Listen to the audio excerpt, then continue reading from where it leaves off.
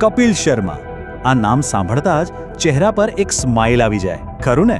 ભારતમાં કોમેડીની વાત આવે એટલે કપિલ શર્માનું નામ સૌથી પહેલાં આવે. પણ ક્યારે વિચાર્યું છે કે આ સફરની શરૂઆત ક્યાંથી થઈ હશે? આટલી મોટી સફળતા પાછળની કહાણી શું છે? તો ચાલો આજે આપણે એ જ કહાણીને નજીકથી જાણીએ. સીધા જઈએ એમના વતન અમૃતસરની ગલીઓમાં. અને જુઓ, શરૂઆત કરીએ ખુદ કપિલના જ શબ્દોથી. એ કહે છે, મારા શહેરમાં તો દરેક વ્યક્તિ મારા જેટલી જ કોમેડી કરે છે. આ એક જ વાક્યમાં બધું આવી ગયું. એમના હાસ્યનું મૂળ, એમની પ્રેરણા, બધું જ એમના શહેર અમૃતસર સાથે કેટલું ઊંડાણપૂર્વક જોડાયેલું છે.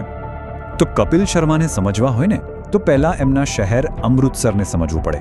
આ એ જ શહેર છે, એ જ માટી છે જેણે માત્ર કપિલને જ નહીં પણ દેશને બીજા પણ કેટલાય મહાન કલાકારો આપ્યા છે. આ લિસ્ટ જુઓ જરા. મોહમ્મદ રફી સાહેબ, દારા સિંહ, રાજ બબ્બર, વડાલી બ્રધર્સ, આ બધા દિગ્ગજો અમૃતસરની જ દેન છે.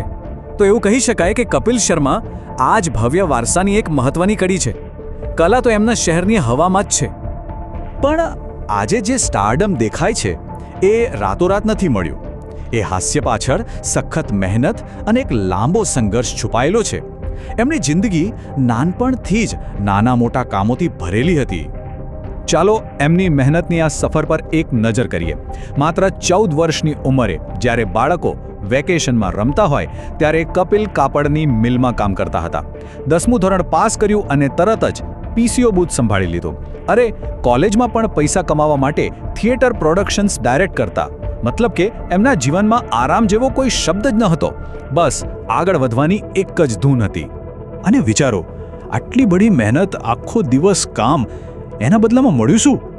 એમની પહેલી કમાણી હતી માત્ર ને માત્ર 900 રૂપિયા. હા, 1994માં આખા મહિનાના 900 રૂપિયા.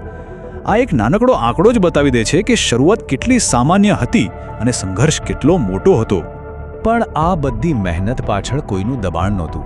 ના પરિવારનું, ના કોઈ મજબૂરીનું. આ તો એમની પોતાની જ ઈચ્છા હતી. પોતાની વસ્તુઓ જાતે ખરીદવી, પગભર થવું અને એ મોટા થયાની ફિલિંગ લેવી. બસ આ જ ધગશ એમને કામ કરવા માટે પ્રેરણા આપતી હતી. અને પછી આવ્યો એ દિવસ, એ ક્ષણ જેણે બધું જ બદલી નાખ્યું. એક એવો મોકો મળ્યો જેણે અમૃતસરના એક સામાન્ય કલાકારને આખા દેશનો લાડકો કોમેડિયન બનાવી દીધો. એ ટર્નિંગ પોઈન્ટ હતો 2007નો શો ધ લાફ્ટર ચેલેન્જ. આ શો જીતવો એ ખાલી ટ્રોફી જીતવા બરાબર નહોતું. એ મુંબઈની ટિકિટ હતી. બસ અહીંથી જ એમના સપનાની અસલી ઉડાન શરૂ થઈ. પણ પ્રસિદ્ધિ મળ્યા પછી પણ એમની સાદગી તો જુઓ. એમને જ્યારે ફેમસ થયાનો અહેસાસ કરવો હોય ને તો ઘરે જે પણ મહેમાન આવે એમના માટે પોતાની જીતનો ટીવી ન્યૂઝ રિપોર્ટ ચલાવતા. આ નાનકડું કિસ્સો જ બતાવે છે કે કેટલા નિર્દોષ હતા અને આ નવી સફળતાને કેવી રીતે માણી રહ્યા હતા. તો આટલી બધી સફળતા મેળવી લીધા પછી કપિલ પોતે પોતાની આ સફર વિશે શું વિચારે છે? એમના મતે સફળતા એટલે શું? વેલ, એમના માટે આ સફર મહેનત, નસીબ અને પેશનનું એક પરફેક્ટ મિશ્રણ છે. એમની વિચારસરણી ખરેખર અદ્ભુત છે. એક બાજુ એ જ્યારે 60 વર્ષના કોઈ વૃદ્ધને રિક્ષા ખેંચતા જુએ છે ત્યારે એમને લાગે છે કે હું તો આમના કરતાં કંઈ જ મહેનત નથી કરી રહ્યો. અને બીજી બાજુ એ પોતાને ખૂબ નસીબદાર માને છે કે જેમનો શોખ હતો એ જ એમનું કામ બની ગયું. એટલે એમને કામ ક્યારેય કામ જેવું લાગતું જ નથી. આ જ તો છે એમની નમ્રતા. તો ટૂંકમાં કહીએ તો કપિલની સફળતાનો ફોર્મ્યુલા એકદમ સિમ્પલ છે. પહેલું, સખત મહેનતનો કોઈ જ વિકલ્પ નથી. બીજું, નસીબ અને સાચો સમય પણ ખૂબ જરૂરી છે. અને ત્રીજું અને સૌથી અગત્યનું, જો પોતાના પેશનને જ પ્રોફેશન બનાવી લો તો સફળતા મળવાની જ છે. પણ સવાલ એ છે કે આટલી સફળતા, આટલું નામ, શું એના પછી કપિલ પોતાના મૂળને ભૂલી ગયા?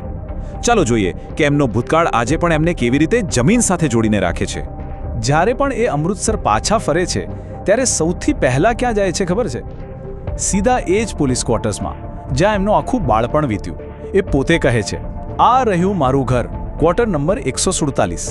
આ માત્ર એક સરનામું નથી, આ એમના જીવનનો પાયો છે.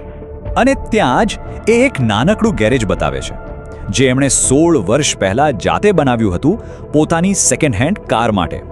અને મજાની વાત એ છે કે ગેરેજ આજે પણ ત્યાં જ ઊભું છે, જાણે એમના સપના અને સંઘર્ષની જીવતી જાગતી નિશાની હોય. એ બતાવે છે કે તેઓ ક્યાંથી આવ્યા છે. તો આ સફર શરૂ થાય છે અહીંથી, અમૃતસરની એ સાંકડી ગલીઓ અને એક નાના પોલીસ ક્વાર્ટરથી. અને આ સફર પહોંચે છે એક એવા વૈશ્વિક મંચ સુધી જ્યાંથી આજે એ આખી દુનિયાના લોકોને હસાવી રહ્યા છે. તો છેલ્લે એક સવાલ થાય છે કે સફળતા ભલે આપણું સરનામું બદલી નાખે, પણ શું એ આપણા મૂળને પણ બદલી શકે છે? કપિલ શર્માની અમૃતસરથી શરૂ થયેલી આ કહાણી કદાચ એ જ શીખવે છે કે સૌથી મજબૂત મૂળ એ જ હોય છે જેને આપણે ક્યારેય છોડતા નથી.